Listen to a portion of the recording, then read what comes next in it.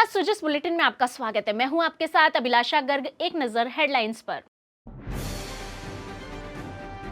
मुख्यमंत्री श्री भजनलाल शर्मा का कुचामन सिटी दौरा, श्री भवरा राम जी कड़वा प्रतिमा अनावरण समारोह में की शिरकत। मुख्य सचिव ने की rising Rajasthan global investment summit के दौरान हस्ताक्षरित किए गए एमओयू क्रियान्वयन की प्रगति की समीक्षा। निवेशक इंटरफेस के शुभारंभ के लिए उद्योग विभाग को दी बधाई। प्रदेश में टीबी मुक्त ग्राम पंचायत के लिए 24 मार्च तक चलेगा विशेष अभियान। टीबी की समय पर पहचान, उपचार और रोकथाम को किया जाएगा सुदृढ़।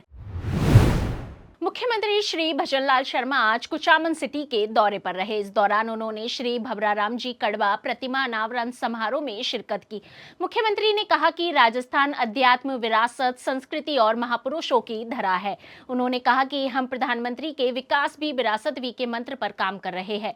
मुख्यमंत्री ने कहा कि मूर्तियों की स्थापना से आने वाली युवा पीढ़ी को महापुरुषों के जीवन से प्रेरणा मिलती है। प्रधानमंत्री श्री नरेंद्र मोदी विकास भी और विरासत भी की अवधारणा को मानते हुए देश में विकास के साथ विरासत को आगे बढ़ा रहे हैं। उनके नेतृत्व में 2014 के बाद देश में अभूतपूर्व बदलाव आया है। उन्होंने गरीब कल्याण, आतंकवाद, नक्सलवाद का खात्मा, देश की आर्थिक वृद्धि तथा दुनिया में देश का मान सम्मान बढ़ाया है, जिससे देश के विकास को एक नई दिशा मिली है। मुख्यमंत्री श्री भजनलाल शर्मा ने कहा कि मंदिरों ने भारतीय परंपराओं, संस्कृति और मूल्यों को संरक्षित करने का काम किया है। हमारी सरकार प्रदेश में सांस्कृतिक एवं आध्यात्मिक विकास के लिए निरंतर काम कर रही है।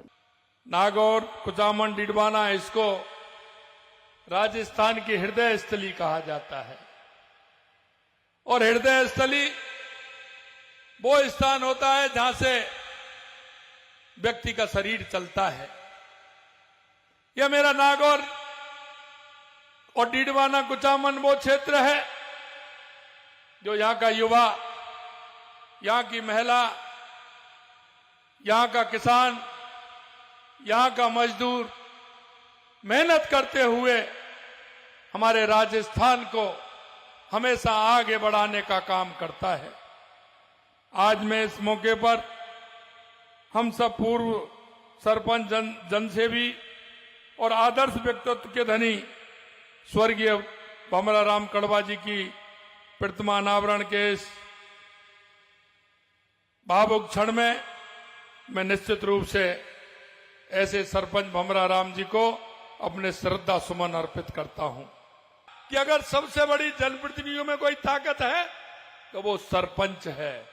सही माने में समाज सेवा का अवग्राभान लेकर के अगर कोई भी सरपंच चलता है, लोग उसको आजीवन याद रखते हैं। और सरपंच के बाद जो पावर होती है वो सबसे अलग होती है। मैंने वहां भी कहा और मैं इसलिए कहना चाहता हूं, चाहे हमारा बजट केंद्र की सरकार दे, चाहे राज्य की सरकार थे, वो ग्राम पंचायतों में सरपंच के माध्यम से आता है। सरपंच हमारा विकास की कड़ी होता है। मुख्यमंत्री ने कहा कि राज्य सरकार उत्कृष्ट और विकसित राजस्थान की परिकल्पना को साकार करने के लिए प्रतिबद्ध है। हमने प्रदेश की आवश्यकताओं को समझते हुए पहले बिजली पानी की आवश्यकताओं पर काम किया है। वहीं ईआरसीपी और यमुना जल समझौता, देवास परियोजना जैसे निर्णयों से जहां पानी की आवश्यकताओं को पूरा किया जा रहा है और प्रदेश में किसानों को दिन में बिजली देने के उद्देश्य से भी राज्य सरकार काम कर रही है। लेकिन मैं इतना विश्वास दिलाता हूं, आने वाले समय में राजस्थान जो कम पानी के लिए जाना जाता है, राजस्थान का पानी के नाम पर अग्रणी राजस्थान होगा। यह मैं आपको विश्वास दिलाता हूं, क्योंकि किसानों की पीड़ा हम जानते हैं। हमारा किसान बहुत मेहनत कश है। हमने सबसे पहले, चाहे वो हमारी ईआरसीपी हो, हमारा यमुना समझौता हो, चाहे हमारी इंदिरा गांधी नहर से पानी आने वाला हो जो पोंग डैम से आता है, उसके लिए हमने जो हमारा खाली रहता था उसको कैसे भरें, यमुना से हमारी शेखावाटी के लिए पानी कैसे आए, पूर्वी राजस्थान में पानी कैसे आए।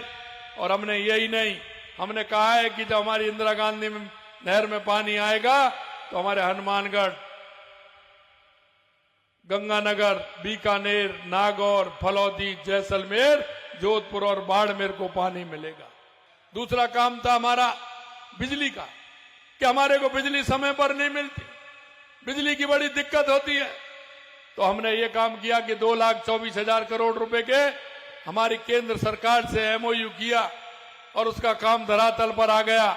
और हम आपको विश्वास दिलाते हैं 2027 तक हम किसान को पूरी बिजली देंगे, सस्ती बिजली देंगे और दिन में बिजली देंगे।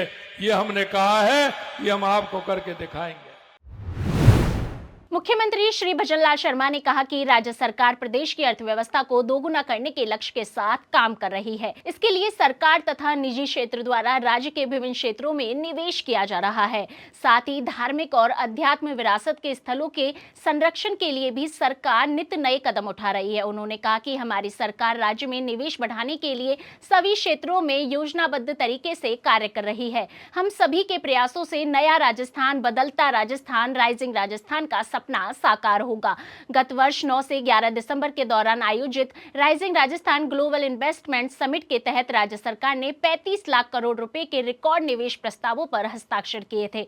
इनमें से 1.66 लाख करोड़ रुपए मूल्य के एमओयू का क्रियान्वयन मात्र 2 महीने में ही शुरू कर दिया गया है, जो कि समिट के तहत हस्ताक्षरित किए गए एमओयू का लगभग 5% है। हमने कहा कि राइजिंग राजस्थान के माध्यम से हमारा उद्योग धंधे लगे। हमने हर जिले में जिला स्तर पर राइजिंग राजस्थान भी किया और प्रदेश स्तर पर भी राइजिंग राजस्थान किया और ईश्वर की कृपा है 35 लाख करोड़ रुपए के उस एमओयू हमारे राइजिंग राजस्थान में हुए।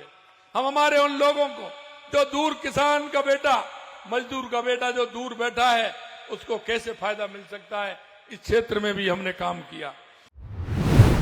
मुख्य सचिव श्री सुधांश पंत ने गुरुवार को rising Rajasthan global investment summit 2024 के दौरान हस्ताक्षरित किए गए एमओयू क्रियान्वयन की प्रगति की समीक्षा की। इस समीक्षा बैठक में उन्होंने केवल 2 महीने में ही 1.66 लाख करोड़ रुपए के एमओयू को क्रियान्वयन के स्तर पर लाने के लिए विभिन्न विभागों की सराहना की और अधिकारियों को निवेशकों के साथ नियमित रूप से संपर्क बनाए रखने का भी निर्देश दिया। निवेशक इंटरफेस के शुभारंभ के लिए उद्योग एवं वाणिज्य विभाग के प्रमुख शासन सचिव को बधाई देते हुए श्री पंत ने कहा कि यह पहल राज्य में ईज ऑफ डूइंग बिजनेस और व्यापारिक प्रतिस्पर्धा बढ़ाने में महत्वपूर्ण भूमिका निभाएगी। इसके अलावा समिट में किए गए एमओयू के क्रियान्वयन में विभागीय सचिवों की महत्वपूर्ण भूमिका का जिक्र करते हुए श्री पंत ने उन्हें निवेशकों के साथ सीधा संवाद स्थापित करने के लिए कहा, ताकि इन निवेश प्रस्तावों को सुचारू रूप से क्रियान्वित किया जा सके। उन्होंने कहा कि मुख्यमंत्री श्री भजनलाल शर्मा के दूरदर्शी एवं सक्रिय नेतृत्व में सभी विभाग मिशन मोड में कार्य कर रहे हैं, जिससे निवेश प्रस्तावों को तेजी से धरातल पर उतारा जाना संभव हो रहा है।